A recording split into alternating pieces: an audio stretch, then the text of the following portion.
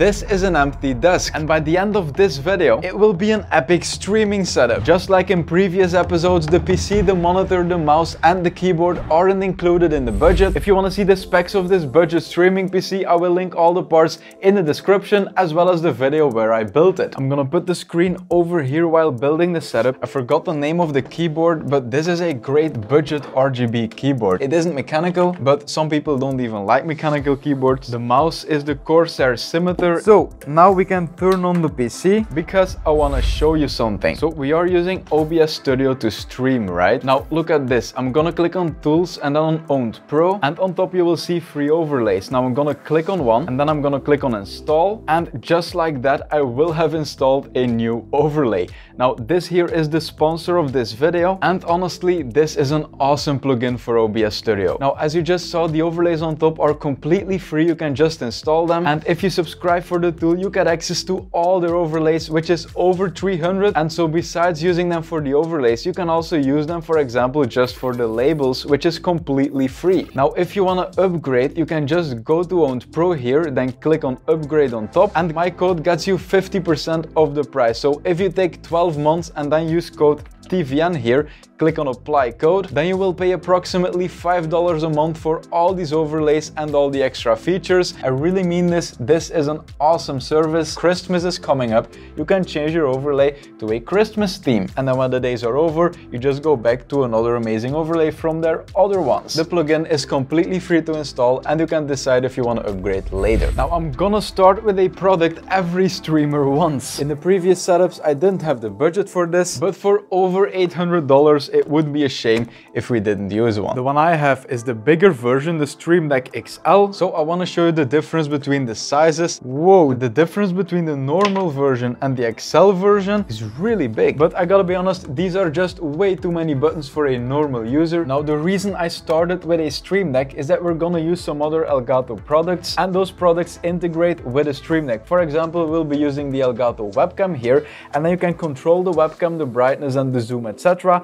with this Stream Deck. At least that's what they told me. We're gonna test it in this video. The box also comes with a USB-C cable. Let's just plug it in here. And to connect the cable, you need to detach the stand, then route the USB-C cable through the back hole here, then plug in the cable here in the back, and then you can reassemble the Stream Deck. The Elgato logo already shows up here, but before we install the software, I want to connect at least one thing, so let's connect the camera. Now I wasn't sure if I wanted to choose the Elgato Facecam or the AverMedia PW513. In the webcam comparison video I did a while ago, some of you thought the AverMedia looked better than the Elgato Facecam, and indeed it looks like it kind of does. However, since we are using the Elgato Stream Deck and this one integrates with it, I wanted to check that out, so I'm gonna use this webcam. But if you also think this one looks better, or you're a fan of the very wide field of view, then you should definitely check out the webcam comparison video. I will link it down below together with all the gear I'm using in this video. So this isn't a new box. I had this webcam. Basically it comes with the webcam and the USB-C cable, and then with this little lens cap here, which is for when you want to make sure that no one is watching you while you are, well, let's not get into that. And now we can install the Elgato software and then link the Stream Deck to the Facecam here. So once you install both, you will get the Stream Deck software. As you can see, all these buttons here are the same as the Stream Deck itself. And then you will also get this software, which is for the Facecam. So here on the left, you can change a bunch of settings. So you can zoom in and zoom out and change the contrast, saturation, etc. Then the exposure, you should disable automatic and then change the ISO to add or remove brightness. Then the white balance, this can probably be set to automatic, and if you want, you can add noise reduction. Now, I'm gonna quickly save this, and if I'm not wrong, then the settings are being saved on the webcam itself. Now the Stream Deck has a lot of options, too many to go over, but I want to look at the webcam integration. So we will have to go to the store here, then go to plugins on the left, and let's search for Facecam on the top right. There we go, Elgato Facecam. We can click on install here, and now we should be able to control our Facecam with our Stream Deck. So as you see here on the bottom right, let's drag these options to the Stream Deck. So when you click them, you can change the settings here, and for example this here, so we have set Facecam, then adjust Facecam, and then reset. Now I want to click on adjust here and then choose a property. So for example, zoom, and I can choose +5, +50, minus, so let's say +5. Now let's go to OBS here, add a video capture device, and then choose our face cam. I'm gonna rescale it, drag it behind our banner. So now if we press this button, it should zoom in. So let's test. Yep, there we go. +5, +5, +5. So then if you want to be able to zoom out again, you can make another adjust one and then say zoom here and then -5. So then we can zoom out here, zoom in, and I guess we can control a bunch of stuff this way. For example, compensation, we can leave it at -5 and then we can test it here. So when we add compensation, we add ISO, so we add brightness, and then we can remove brightness. So I think it's worth choosing the face cam over another webcam because it integrates with the Stream Deck. And by the way, our audio interface that we're gonna use also integrates with the Stream Deck, so that's why I chose the face cam. So you've got the Stream Deck for your stream control and PC control, and then you can also adjust everything with your sound. And then on top of that, you can also change your webcam. So this is a combination that works together, and that's the reason I chose it. By the way, this is not sponsored by Elgato at all. They just make great products. I sent them a message, asked them to send it over to me so we can install it and check it out. By the way, you can do a lot more with this, but we're gonna go over that once more of the setup has been completed. And before we install this audio interface, I want to install the mic arm and then the microphone. So I have 3 microphone arms here. Now this one was sent to me by Rode, then this one was sent to me by Elgato, and this is something I bought on Amazon. Now don't get me wrong, this is a great mic arm. However, the mic we are using, the Rode PodMic, this is a really heavy microphone. Let me show it to you. I've already used this in previous videos. I just put it back in the box here. Now this mic is not cheap plastic, it's really heavy, and I don't think that this mic arm will be able to carry the weight. So we'll test it out to see if it's possible, but I'm gonna install one of these 2 mics in this setup. They are both great, so what I'm gonna do is I'm gonna look up which of these 2 is the cheapest, and that's the one we're gonna use. So I just looked it up, and this Rode PSA-1 costs $129. Oh, and it seems like the Elgato one costs $99. Okay, in that case we're definitely using it because it's a low profile one. It will stay very low on your desk under the webcam, etc., so it won't be visible, so we're definitely using this one. Now I've never seen this mic arm before, so I'm really looking forward to installing it. Let's see how hard it is to install. So this is the desk clamp, and then the mic arm itself looks pretty lightweight. Ooh, it's definitely not lightweight. It's pretty heavy. So this is what I meant with low profile. It attaches to your desk and then it stays low, and then this will probably be adjustable. I'm gonna attach it here next to the PC and then just drop this side in. I'm gonna loosen the ball head and then and it doesn't fit. That's what she said. Okay, I found it. There is something else in the box. Now there was a converter in this mic, it just was too wide, but I'm gonna keep it in, and instead of using this piece that they give you, I'm gonna use this, which I can put in my current converter. So now we can just attach the mic, and then we can tighten the ball head again. Now by default it will fall down because of the weight of the mic, but they also give you this tool here to tighten the screw, and that way I think it will hold. So let's loosen it, then put this up, and let's try to tighten it now, and there we go. Now this is quality. We can even move it like this. You'll be sitting in front of the desk there. Okay, the next thing we need to add is the XLR cable here, and the mic arm also allows for cable management. As you see these holes, we can take this out, then route the cable and then put it back in. So we can just, whoa, this is magnetic. I'm so glad we chose this mic arm because wow, Elgato, this really is quality. So the XLR cable starts on the bottom, then it enters the mic arm here, then it goes through like this, and then close one part of it like this, and then it continues here on top. I'm gonna plug it in the mic first, then you can reposition it however you want, and then just reattach the top, and there you go. No cables here, no cables here. This looks gorgeous. Now, as I promised, I also have this $15 microphone arm, so I'm gonna quickly see if the microphone is too heavy for this arm. So there's a bunch of stuff in the box. I think this is even double. So yeah, I'm gonna connect this to the desk and then just make it fall in like this. Okay, and let's try to connect the Rode arm here to see if the mic arm is strong enough to hold it. Okay, so there we go. It seems like it is strong enough. I don't need to push hard to make it go down, but I can also tighten it here on the side, and yeah, that doesn't really change much. To be honest, this desk clamp here doesn't seem that sturdy, but it is definitely an option. As you can see, It doesn't really move. I'm just not sure how long it will take before this isn't strong enough anymore. An arm like this isn't really made for something like this Rode podcast mic, but it is definitely an option and I'm gonna link it in the description. It's only $15, but since the setup we're building today is kind of a premium setup, I also wanted to take a decent mic arm. Now the thing that will tie this setup together and give us this control on the screen for all our audio sources is, like I already mentioned, the Wave XLR. However, before clogging up the desk with even more devices, there are two really important things I want to add. This is the first one. It's an LED panel to shine on our face, so the result of the webcam will look better. Now, this here is the Tarion desktop stand. I've used this in almost all my setups because it's cheap and because it's really good. It consists of two parts. One of them is a desk clamp, so you just attach the clamp to your desk here, then tighten it, and then you take this part, which is the arm, then you can untighten the top here to be able to extend it, and then you can tighten it again. Now you can just turn it here onto the desk clamp, and then let's check out this LED panel. Now I think I also used this in one of my previous setups, maybe even two of them. And as I've probably said before, if I used it, it's a perfect budget version of the Elgato Keylight. So if you thought I was an Elgato sellout, not at all. I mean, just look at this arm. This is great, this is quality. It's also sturdy, there's a reason why we use it. But this budget Keylight is definitely good enough for a simple stream cam. And I think this one costs around $50 and the Elgato Keylight about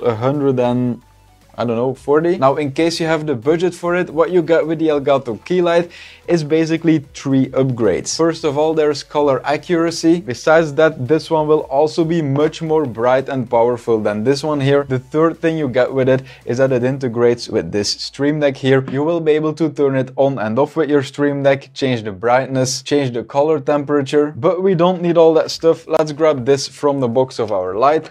Turn it on the top here so we can connect the light to this arm. You can just place it on top here and then keep turning till it's attached. Now, as you see, the light works on battery power, but it also comes with a charger, and I would just recommend plugging it in your setup because this way you will never have to think about the power. It's always there. And now we have to add something really important, which is a second screen. Now, full disclosure, in the thumbnail of the video, I will probably be using this screen you see right there because it's 27-inch, just like that screen. However, the second screen you use in your streaming setup doesn't really matter. The only reason you get a second screen is to put things on it like the control we will get with this Wave XLR. You will get all the sliders for your sound and with your chat, and then maybe a preview of OBS. So for that reason, we're just gonna take this screen here and then put it here next to our other one. And so now that long HDMI we used before can go in the second screen here because that's the furthest away from the PC. I will link something like this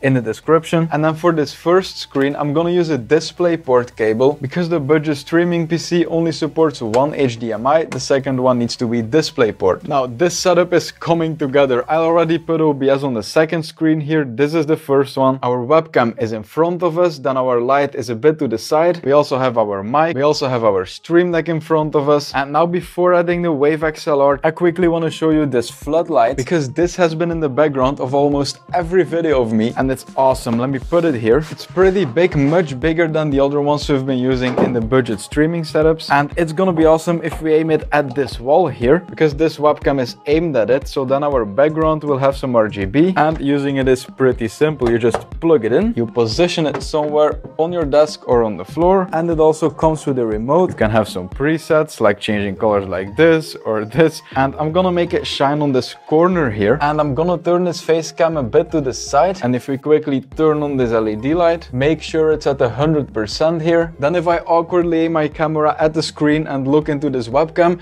you can see that it actually looks pretty good, right? And then the thing I've been looking forward towards the most, the Wave XLR. I've never checked this out. I did, however, check out their USB mic because this used to be the only thing that would give you access to this mixer software. However, now they changed it and you can also get access to it by using the Wave XLR together with an XLR mic. And you can completely choose the XLR mic you're using because Elgato doesn't make an XLR mic. The only thing they do is they give you an audio interface, let you connect your own mic, and then give you this software. Now, as you can see, I've never opened this, so I mean it when I say I'm really curious. I really want to know how this will perform and how the integration with the Stream Deck will work. Let's pull it out of the plastic here. This will be the USB-C cable. Now, as you can see here, I'm gonna be careful not to share anything I can't share, but Elgato just sent me an email saying that there is a huge update for the Elgato Wavelink software. So when you see this video, the software will be already online. Let's just install it. So they ask you to connect your device before going on. So I'm gonna take the USB-C cable here that they give you. Let's plug it in the back of the Wave XLR, and I'm gonna plug it here in the back of my PC. So now that this is connected, I should be able to continue this setup here. Let's click next.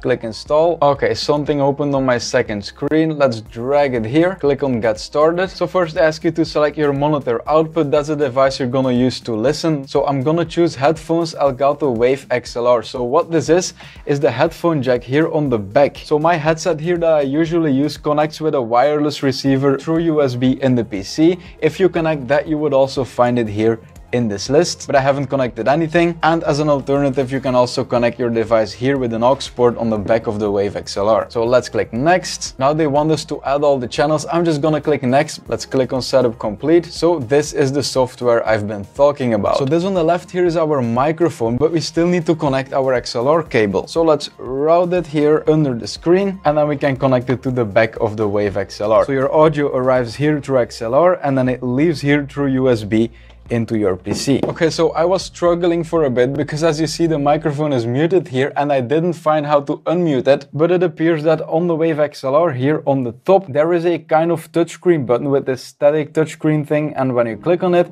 it unmutes, mutes, unmutes. So you can quickly mute your mic just by tapping on the top here like this, and as you see now my microphone is working. Now there are a lot of options for your microphone here. You can change the input gain, then you can add a low cut filter, and the clip guard is really important. If you enable this, your voice will never be too loud for the stream. So even if you shout into your microphone, it will not peak. Now all the other columns are for the thing that this software has been made for. When you click on the plus icon, for example, you can choose music here, and then now you gotta link your music program. So let's launch Spotify here. It's launching on my second screen, and now in order to link it to the software here, you want to go to your sound settings, then on the bottom click here, and now you will see all the programs that are making sound on your PC. So for example, Spotify, you can change the output to Wavelink Music. This is what we added. So now when we close this, you will see that the music is arriving here. So when I open Spotify here, let's move it to the side. If I pause Spotify, then the music will pause here. And now the really useful thing.